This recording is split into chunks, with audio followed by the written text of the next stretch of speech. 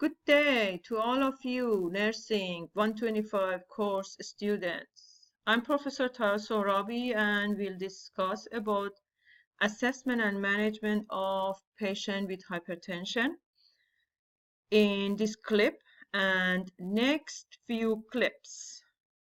I don't know if you're aware or not, this is a software that I'm using and I have time limit with the current software, and I cannot record more than 15 minutes at a time.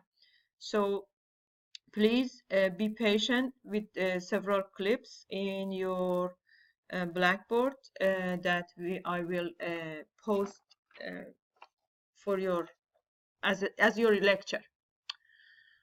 There would be an optional discussion in your Blackboard discussion board site for all students to be able to share their concerns and any questions. I will make sure that you all get the answer to your concerns and questions. If you need to discuss one-on-one about any topic under this chapter, come to my office during my office hours. You also will find a copy of actual PowerPoint without a voice over it in Blackboard for printing or studying purpose. Now, let's start the lecture. In this topic, we will cover some objectives. Yeah, it shows only two objectives, but very broad. Compare and contrast factors associated with pre-hypertension, hypertension, and hypertensive crisis. We should be able to develop a comprehensive individualized plan of care for a patient with hypertension after this lecture. Let's see what else we should know about the hypertension. Hypertension simply is a high blood pressure. Hypertension is an intermittent or sustained elevation of diastolic blood pressure or a systolic blood pressure. Generally, a sustained systolic blood pressure of 140 or higher or a diastolic blood pressure of 90 or higher indicates hypertension. There is generally a lack of symptoms until blood vessels are damaged and hypertension begins to affect organs such as the kidney, brain, and heart. Recognition of modifiable and non-modifiable risk factors is essential in hypertension management.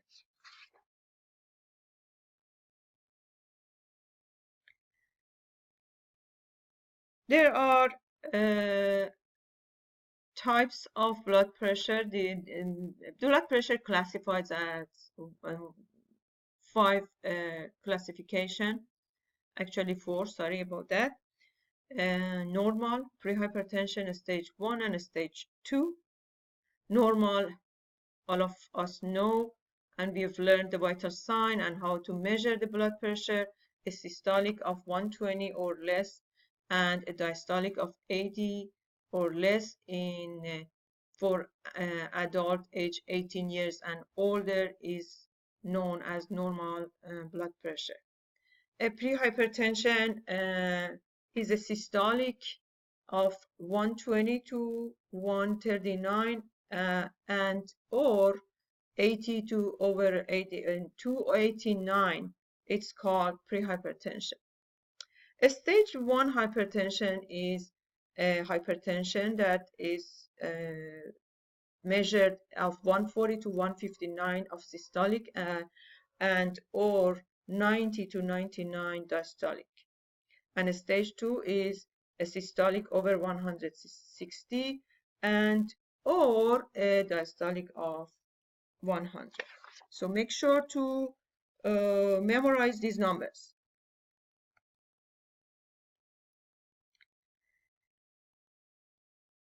Incidence of hypertension and the silent killer.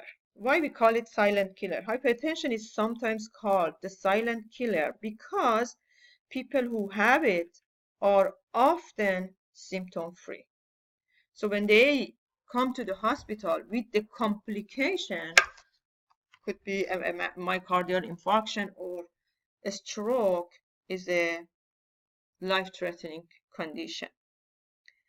And there are two major types of hypertension, essential hypertension or idiopathic or primary hypertension has an insidious onset and may go undetected for many, many years.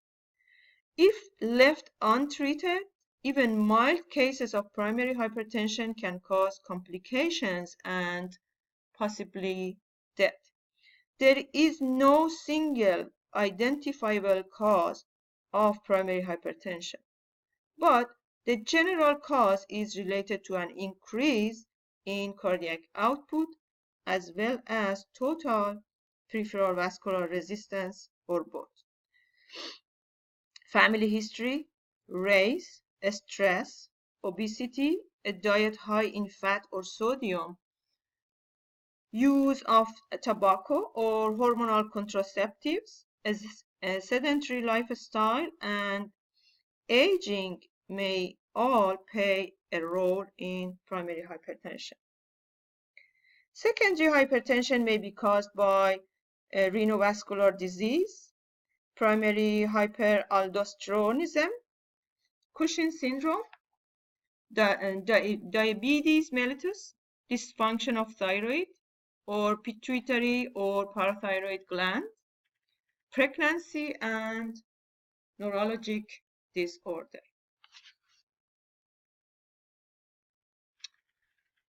All right, let's see if you know the answer for this question. Elevated blood pressure levels over a long period of time are known as hypertension. True or false? Think about it. Write it down. And if you're not sure about your answer, contact me or share it in discussion board.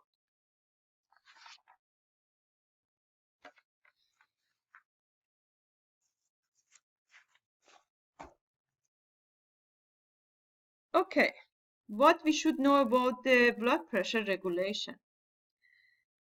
It is expected that all of you in MedSurg 1 to know the physiology of blood pressure regulation. I would like, if you do not remember this information, take your time to refresh your memory by reading the necessary information. You need really to understand the physiology of blood pressure regulation to be able to learn about pathophysiology of blood pressure. So I'm not going to cover it because it has been covered in your anatomy and physiology, and I really expect you guys to know it. It's just very simple to read. Go back to your physiology of blood pressure regulation and learn about it to be able to understand the pathophysiology. Factors involved the control of blood pressure are many. You can see it in this graph. So the autoregulation, the blood pressure is the product of cardiac output multiplied by peripheral resistance. How it happens? Let's take a look. And if you go back to your physiology and learn about the blood pressure regulation, you would be able to understand any of this: excess sodium intake, fewer nephron, stress, genetic alteration, obesity, and endothelial factors all are connected to each other, which cause that blood pressure regulation. Think about fluid volume excess or venous constriction, preload, afterload, contractility of the heart, and all of this, you will be able to understand the blood pressure regulation and pathophysiology of that. All right. As I said, remember, to study the regulation to be able to understand the pathophysiology. All right. Secondary hypertension, as I mentioned before, are caused by different disease like neurovascular disease, renal disease, and Cushing syndrome, diabetes. These are example pregnancy, neurological disorders. So what is underneath it all? The pathophysiology of secondary hypertension is related to underlying disease. What are those diseases? The most common cause of secondary hypertension is chronic renal disease. Insult to the kidney from chronic glomerulonephritis or renal artery stenosis interferes with sodium excretion, the renin-angiotensin-aldosterone system, or renal perfusion. These cause blood pressure to rise. Let's take a look in Cushing syndrome. What is that? In Cushing syndromes, increased cortisol levels raise blood pressure by increasing renal sodium retention, angiotensin 2 levels, and vascular response to norepinephrine. And pheochromocytoma is a secreting tumor of chromaffin cells, usually of the adrenal medulla. It causes hypertension due to increased secretion of epinephrine and norepinephrine. As you guys should remember, epinephrine causes secretion of epinephrine functions mainly to increase cardiac contractility and rate. And hopefully you guys remember the function of norepinephrine. Norepinephrine functions mainly to increase peripheral vascular resistance, right? So these are whys. Let's see what are the other whys. Let me see if I covered everything. And yeah, there are several theories about the to help us to explain the development of hypertension.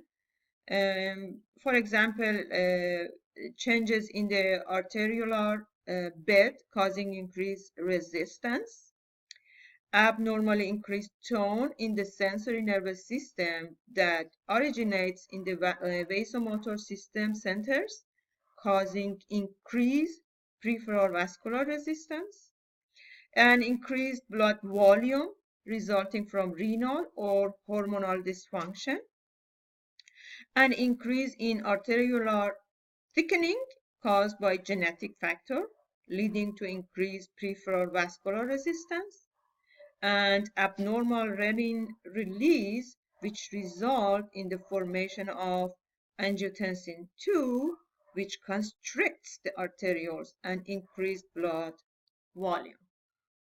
All right. I'm going to stop this video because of my time limit. Make sure to take a break.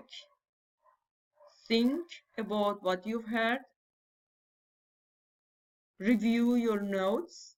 Add to your notes from your textbook, and if still something is unknown, make sure to address your concerns. You will get the answer. All right.